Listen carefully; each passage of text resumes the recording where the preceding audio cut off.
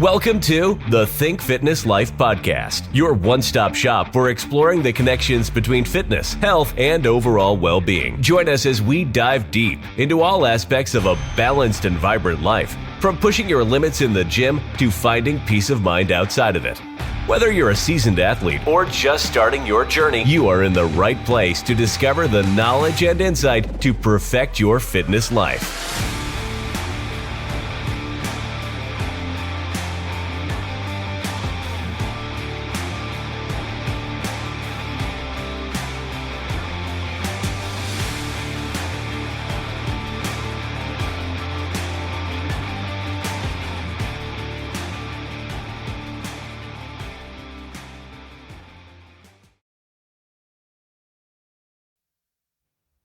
All right, welcome back to the Think Fitness Life podcast, Mindset, Exercise, and Nutrition. And today I am with a special guest, Dr. Torkil Færø. He is a general practitioner and emergency room physician. He has gained a unique picture of the diseases that plague us from his past 25 years of working in healthcare. He shares his perspective of the problems and relevant solutions in his book, The Pulse Cure, which is the revolutionary new way to balance stress and optimize health for longevity by tracking heart rate variability. And now we can also use that same technology to improve an athlete's performance in and out of the gym. So I'd like to kick off this podcast with, and I probably know the answer already, but in a world with increasingly wearable devices, what do you feel is the most important variable to measure? Yes, thanks for having me on your podcast. The most important measure metric, that would be heart rate variability. Okay. And the heart rate variability, because this is a measure of so many parts of our physiology. So while fever kind of is a sign of infection, then the differences in the heart rate variability will tell us so much about both the immune system, about the physiology, about the autonomic nervous system, and so many things. So for us doctors and for athletes and for everyone, really, it's an important metric to follow. And what is heart rate variability?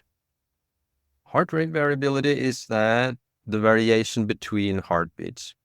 Earlier, we used to think as doctors that a good heartbeat would be a very steady heartbeat, just like a watch. But what seems to be more important is that there is a variation between the heartbeats, between the in-breath and the out-breath.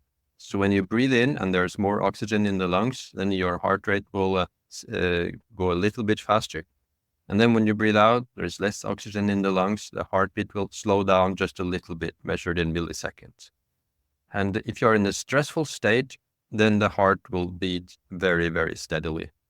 And thus the wearables can see the difference and give you an estimate of your stress level in the moment, and of course throughout the day and year and so on. So the heart really is kind of a monitoring station within your body, taking all the signals from all the organs, and it's kind of an incredibly important measure to take. So As coaches, as personal trainers, we use heart rate variability to determine like readiness. So a high heart rate variability in the morning would tell us that our athlete or individual is ready for whatever we're going to throw their way. Is that correct? that is correct. So you will see that if you have a good heart rate variability, you are ready to put on some hard training. And then if you have done a competition, you've run a marathon, you can see in days afterwards that your heart rate variability will be low. Your body is still struggling with coping with a hard exercise. And you should not then strain yourself so much as you might have thought. And what's important, especially for trainers and coaches, is that if you have a low VO2 max, if you have a poor fitness level, the level of exercise that will put you off for some days could be very minimal, a much less effort than you would think. As a coach. Yeah. So, as a coach, we would think that, they just, they worked out too hard yesterday. They didn't recover enough. But what are some other variables that would contribute to a low heart rate variability? Yes. And this is the interesting thing, that if you drink alcohol, that's the worst one. That could put you off for like 3-4 days and reduce your heart rate variability. But also if you have a late night meal, particularly if you have ultra processed foods, if it's a big pizza you eat just before you go to bed, that can make your heart rate variability worse. So, and food that you don't tolerate, if you don't tolerate gluten or milk and so on. Mm-hmm. And of course, also if you have a stressful life, you have problems at home or quarreling with your wife or at work. So there are really many things that can affect the heart rate variability. So with the stress, is that something where if I was in a deep stress state the day before, the night before, and then went to bed, my heart rate variability might be low in the morning, or am I still in that stress state? Is that why? Did I basically carry that stress with me from the day through my sleep? Absolutely. So, for example, I'm doing many lectures these days, and some of them are in the evening. So if I have a big lecture, maybe 200 people, maybe I'm finished around, 8:30. This stress will last way into the night, maybe 3 o'clock, and I will wake up in the morning and I'm not rested. And then my heart rate variability will show that. But if you just measure in the morning, that is good. But it's like going to the grocery store, doing a major shopping, and then just seeing the final amount on the bill. Mm-hmm. What you can do with like Garmin watches, particularly in the Garmin watches, is that you can follow it throughout the day. And you can see, okay, it was a lecture. This was very expensive, physiologically. Or you could see it was after the lunch. You can identify what is stressing you much more than just seeing the end result in the morning.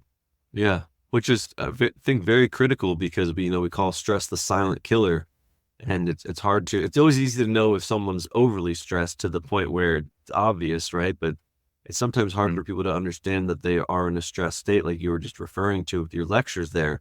So does that change the way that you would operate that evening? Would you add a walk? Would you add maybe some breathing exercises? I mean, how would you mitigate that stress now, knowing that, I just did this long lecture case and I am in a heightened state? Yes, I would take a cold shower or even a cold bath. That would reduce the inflammation from that stress, or breathing exercises. And I would maybe eat less, have lighter meals. Then I would generally try to relax a little bit, maybe read instead of running and so on. Maybe postpone the running for the next day.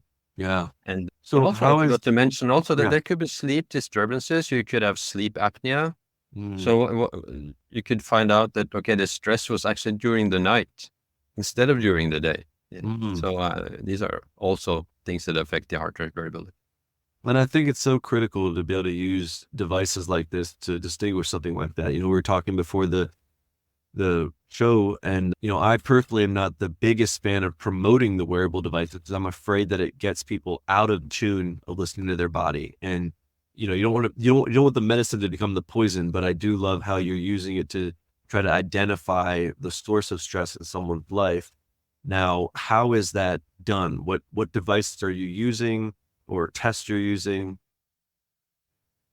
I prefer the Garmin watches, but you can also use Oura rings or Whoop bands. They're also quite good. If you have an Apple Watch, many people have, then you can use an app called Athletic, the combination between athlete and analytic. It's quite good. It's not as good as the other ones, but a lot of people prefer the Apple Watches. So that's the ones that I would use to prefer. And and it's interesting what you're saying about to listen to your body. And the big problem about that is that we don't really have a good sense for this. Right. So these wearables will pick up subtle differences long before you can feel it yourself. When you feel it yourself, it is probably gone too far. Because this is a sense that we evolutionary never needed to develop. Throughout evolutionary times, the hunter-gatherers, they needed good eyesight, they needed good hearing, a good smell, a good sense of taste and touch and so on. But really the sense of your inner noise, so to speak, had to be reduced so that your senses could be directed outwards to the outward threat. But these days, the threat comes from the inflammation inside our own bodies and not from like a tiger or a lion or an enemy. So we don't really have a good sense for this. And what a lot of people discover is that they actually become better at listening to their body with the wearables. And that would be particularly if in a certain state that you guess what you will see on the watch, and then you push the button and then you can see the stress level in the moment. So you become better at it, really. So, and of course, if you after a couple of months find out that, okay, now I have found out the energy tips and what keeps me getting better, then okay, you can put it away. But what a lot of people find out, even if they were thinking that they could listen to their body, is that there were more things there hidden underneath the possible senses that they could have. Absolutely. Yeah, especially with something as subtle as heart rate variability, you're not going to be able to pick up on when it's clicked over to a lower HRV or to a higher HRV. That'd be such a subtle understanding. But to your point, maybe you start to be more aware of the state you're in when the device lets you know that you're in a high heart rate variability or low heart rate variability. And then you start to get better at connecting with your body. So and what also is important is that, we are busy living our lives. We are communicating, we are reading, we are watching. And I don't think that you would necessarily feel the difference if you have 60 beats a minute or 80 beats a minute. At least I can. If I'm sitting talking to someone or doing something, you kind of feel that. But that would represent a quite large difference in stress levels, in inflammation levels. So kind of these watches, they keep track of you while you are busy living your life, and you can get so much information from it. And kind of back to what you were talking about there, first looking at kind of the evolution, we've kind of adapted to a point where we have to process, like I think they say we process like 60,000 pieces of information a day, where we didn't have to do that back in the caveman days. It was fight, flight, freeze. It was eat or not, it was very extreme changes. And I feel like now we've evolved in a way where we have to be more hyper vigilant about our choices and our energy expenditure. And I think the devices just help us be able to do that much more. So how are you specifically using the devices with your patients, with your athletes, to coach them into a better state and better living? Yeah, with my patients, I can have an example just for today. So I'm working here in the west coast of Norway, and one of my patients has a stress situation, is on a sick leave, like 50% off work. And then I see that she has a Garmin watch, and then I can just look in the app on the phone, and I can identify that you are sleeping quite well. That is not the problem. The problem is that once you wake up, the stress level goes straight to rocket high. And it stays there throughout the day, even if she did not realize this. And then I can tell her that, okay, what you can do now is that while you're at work or doing other things, you can check your stress level. If you find this high, find ways to get it lower. Take a breathing exercise, sit down, breathe with your diaphragm instead of just with your muscles from the chest. Yeah. So go out into the cold, so there's a lot of ways to use cold to dampen the inflammation also. So once you get aware of this, then it's a lot easier to manage. And with athletes, I see that a lot of athletes work too hard. That they push themselves too hard, too much lactic acid, particularly. Too much of the exercise is at the zone 5 or 4 or 5. And I can recognize this from, I used to be a top athlete myself. I used to be on the national squad in kayaking. And we just pushed hard every day, like for an hour and a half every day. So there's no such thing as doing it easy. And I'm sure that was not really smart. And of course, it ended up me getting an inflammation in my arms and had to quit after 5 years. So most people think that they have to train really hard to get the effect. But when you train after and using HRV to regulate your training, you can actually train less and get better. So if you Google HRV and training, you will find lots of results showing this. Yeah. Work smarter now. Yeah, work smarter, not harder. Yeah. You keep saying go out in the cold. Probably easy to do being in Norway. You probably didn't even need to buy a cold plunge. You could just go outside in the closest lake or something. Yes, but you can also use, put things in the fridge. Beans or a bag of beans. You put it in the fridge and put it around your neck. Interesting. This can also work, or in your hands. So I know there are cold gloves, that you can use to cool down your hands, and that is particularly effective. And this can actually, there are research showing that if you put them on before an exercise, if you're lifting bank press or whatever, and then you can do more. Interesting. With colder hands. So it's very interesting. So say that I woke up and I realized that after wearing these devices, I start in a very heightened state of arousal for the rest of the day, and I'm very stressed. And I go to my freezer and I grab a bag of cold vegetables. How long am I holding it on my neck to have an effect? Oh, that could be maybe a minute or two. Yeah, that's it. Just to help cool the blood that's circulating through my body, right? Yeah. And also, if the cold water is also, if even if it's, I don't know the degrees in centigrades, it may be 68 degrees Fahrenheit. Even that is good enough to cool you down, but you just have to stay a longer time in the water. Gotcha. So then you may need 10 or 15 minutes in the water. Sure. So it could be possible even if there's no ice polar bears around you. Well, I'd imagine that you'd be using cold therapies long before they became mainstream, which has happened in the Americas for the past, year or so. It's really kind of taken off in terms of cold plunge, cold therapy, cold exposure. How long ago were you using this stuff? I was actually not using it, maybe just a year and a half, actually. Oh, okay. And that was motivated by what I see on the watch. Because I used to hate cold water. I didn't even go swimming in Norway in the summer when it is 68 degrees in the water. So I would just swim in the Mediterranean or the Caribbean or in the Pacific. So it was only after I got aware of that the cold has this effect on the parasympathetic system and keeps your heart rate down and refreshes you and keeps the inflammation down. So, and when I could see that in my watches, then I started doing cold showers in the morning, and also going out into the really freezing water in Norway. And now I really like it, actually. So, nice. So essentially, you kind of started talking on it. The autonomic nervous system is what we're trying to regulate here, and is the cold water. Correct me if I'm wrong. Is that bringing us into a sympathetic state? Parasympathetic. Okay. Yeah. At first, of course, in the shower, you're screaming. It will never be comfortable, putting on the really cold shower. So that will raise the heart rate and bring you into a sympathetic state. But afterwards, and that could be for several hours, you have a slower heart rate. And you also feel refreshed. You feel more alert and calm. So it's kind of and it has also triggered adrenaline. So you will have kind of this double effect from the parasympathetic and sympathetic, that you are alert and calm at the same time.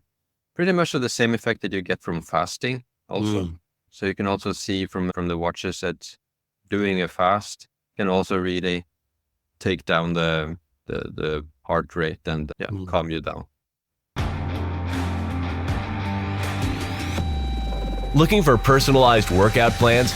Whether you prefer to train at home or hit the gym, try a 14-day free trial of the Think Fitness Life mobile app. Get customized workouts, nutrition guidance, and coaching from a qualified professional who will be in your corner every step of the way. Visit www.thinkfitnesslife.com to start your free trial today. That's www.thinkfitnesslife.com.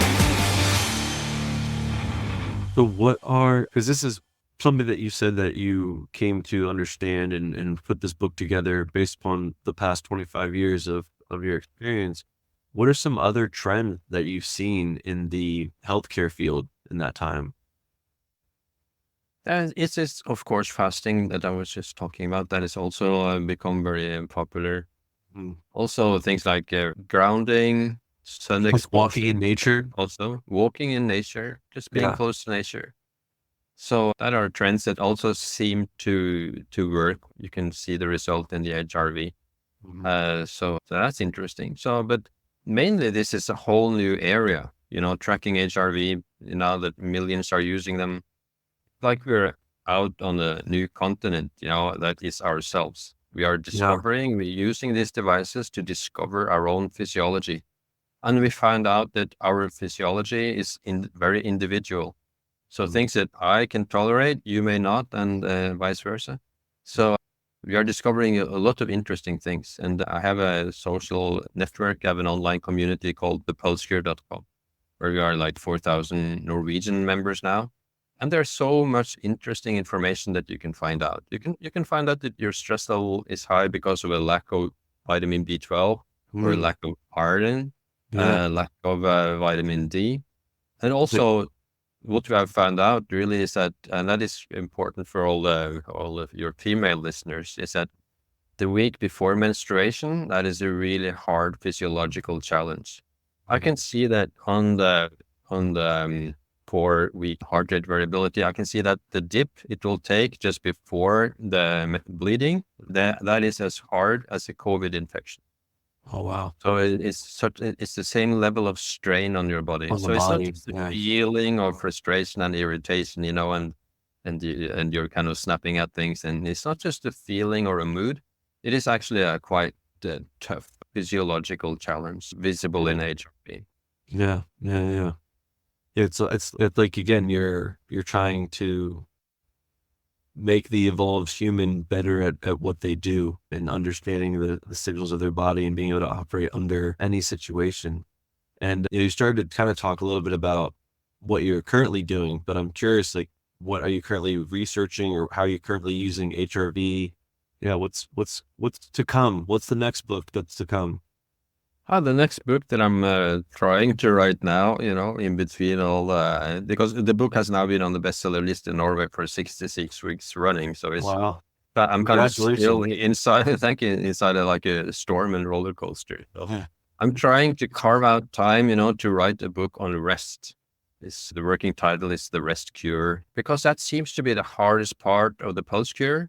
So, People shutting down. It's hard for people to shut down. yeah. It's hard for people to break down and stop and take it easy, to do the breathing exercises, to read or listen to an audiobook or music and whatever calms you down in a measurable way. Because a lot of people find out that they would think that the yoga class or yoga nidra, okay, now you've done that, check. But the wearables might show you that you are still in a stress state. That was not enough. Maybe for whatever reason, maybe because of the meal you had, maybe you were eating something with gluten or milk or something you didn't tolerate. So the session of meditation did not help. It did not bring you down into the state that you thought you did. So this book is an exploration of the different ways of finding rest. But rest is not just a mental state. You need rest in your digestive system as well. You need rest in your heart, physiologically, and you need rest in your mental brain also. So it's kind of a multidimensional approach to rest that I'm trying to write now for the next book. While I'm still struggling to do it, Yeah, yourself, right? Still learning it yourself. Yeah, still learning it. Hero's journey. Yeah. And is it correct that it's not that all stress states are bad, right? I mean, we want that heightened level of stress if we are working out, right? Or if we're in the middle of a tense championship game, we want that level of stress then, correct? Absolutely. We need to stress, so we need to be good. That is why the Norwegian title is stress right, stress correct. It's not an English title. Because we need to stress, we need to push ourselves, we need to expand our both physiological and mentally, we need to expand ourselves. But to get the benefits of doing that, we need to relax afterwards, and so that we get the reward, so that we allow the body and mind to build itself stronger. Because if you just keep pushing yourself all the time with no rest, you will not perform well. We would say from our field, law of diminishing returns. Like eventually you would weaken that system if you were just trying to just hit it at 100 miles an hour all the time. And then the other thing that comes to mind is with mobility, we say like there's no bad position, just the one you can't get out of. So there's no bad stressed state, just the one you can't get out of. Sure, you want that stress in that championship game, but you don't want to stay there once the period's over, once the game's over. Yeah. Yeah. What I would say is a bad stress is the useless stress, like alcohol. I listened to your podcast on alcohol, and as you said that it will diminish the protein synthesis by 25%. And lasts up to like 36 hours. Yeah. So this would be useless stress. It just saps you of energy and performance. While doing the marathon run would be a good stress that you will recover from and build yourself stronger from.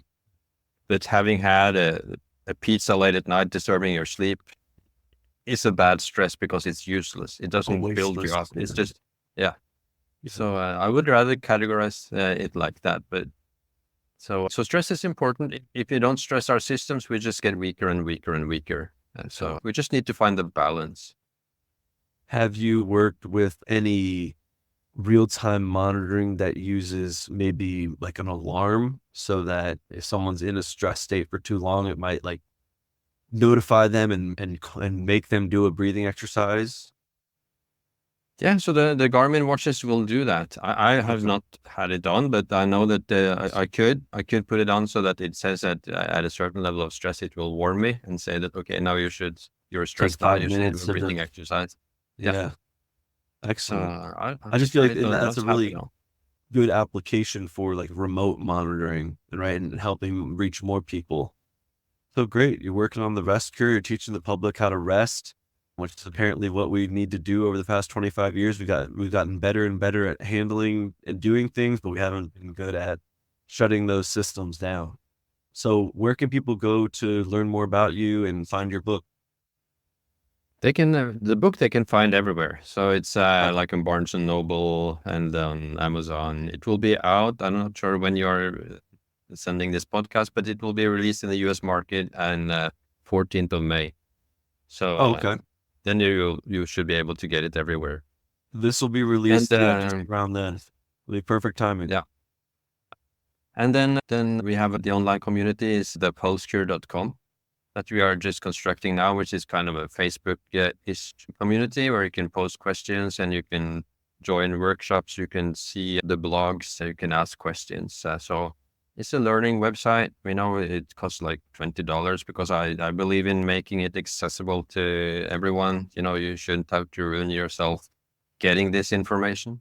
Yeah. And so far, this is actually it's the only book in the world on how to regulate these lifestyle changes with wearables. Because what's so nice is that the lifestyle changes that we know are healthy is also, you can also see it. It will be revealed in the heart rate variability. So that is the kind of magic of it, that you can then use it both to regulate, but also as a motivation to do the right thing. Yeah, because like the Whoop, the people who use Whoop, then you can kind of write what you are doing, and they see that, for example, on alcohol, they reduce their alcohol consumption, by 60-70% just from seeing the physiological effect. Yeah, just tracking and monitoring it. Yeah, that's great.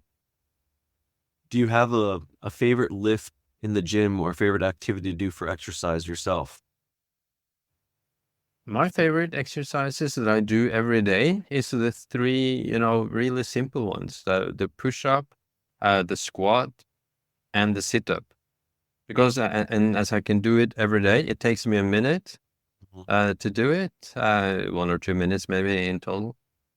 That's enough for me to sustain the level of muscles that I need. And you can always do it, no matter where you are. You just need a short little space. distance. Little space, and you can do it everywhere. And that is the good thing, that even the small strain of this is enough to keep you. Yeah. You don't have to train for like half hour. You can do it as long as you do it as a routine and a habit. Yeah. Consistency, right? Consistency counts. Yeah. And do you have a favorite quote that comes to mind, or do you have a favorite quote in general that you use frequently? Yes, maybe I like the Henry Ford one. That if you think you can or think you can't, you are right. So whatever you believe, you have to believe you can do it, even if that is changing your life, you have to believe it first, and then you actually raise the chances of actually making it. Yeah. I love that. Well, I love how you're, essentially the answers are already on the test. It's like a multiple choice test. We're already given the information. The answers are coming out of us. We need to be able to interpret them and read them and monitor them. Dr. Torkil, thank you so much for coming on and teaching us all about heart rate variability and how to improve our lives through wearable devices. Thanks for having me.